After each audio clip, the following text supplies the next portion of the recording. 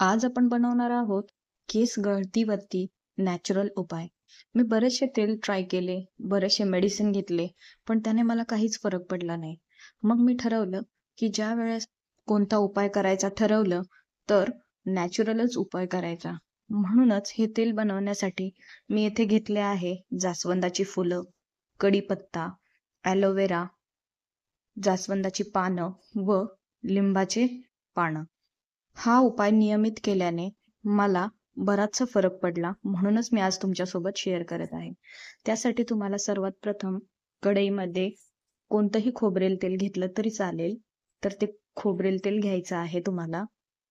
पॅराशूटचं घेतलं तरी चालेल. हे तेल बनवण्यासाठी सर्वात प्रथम कढईमध्ये पॅराशूटचं किंवा कोणतंही कोकोनट ऑइल घ्या. त्यामध्ये जास्वंदाची पानं, लिंबाची पानं, कढीपत्ता हे सर्व एकत्रितपणे तेलामध्ये लो फ्लेमवरती तळून घ्या. हळूहळू लो फ्लेमवरती गॅस सुरूच ठेवा. त्यानंतर याच्यामध्ये ॲलोवेरा ज्या मी कट करून घेतलेल्या आहेत, धुवून स्वच्छ, त्या ॲड करा.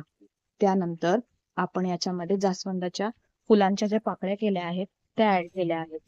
त्या याच्यामध्ये ॲड करून व्यवस्थित तेलामध्ये मिक्स करून घ्या. 5 ते 10 मिनिट झाल्यानंतर हे मिश्रण असं दिसेल. हळूहळू लो फ्लेमवरती हे मिश्रण असेच तळून घ्या.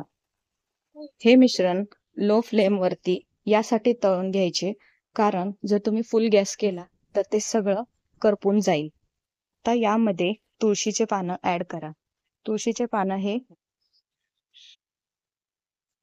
20 मिनिटं लो फ्लेमवरती तळल्यानंतर आता हे मिश्रण गाळून घ्या. गाळणीच्या साहाय्याने गाळल्यानंतर हे मिश्रण, हे तेल असे दिसेल. आता हे तेल आपल्याला बाटलीमध्ये भरून ठेवायचे आहे व तुम्ही याला आठवड्यातून 3 वेळा यूज करायचे. आता आपण हे तेल नियमित वापरले तर तुम्हाला याचा रिझल्ट नक्की दिसेल. यामध्ये यूज केलेला ॲलोवेरा हे डॅन्ड्रफसाठी आणि केस वाढीसाठी खूप चांगला असतो.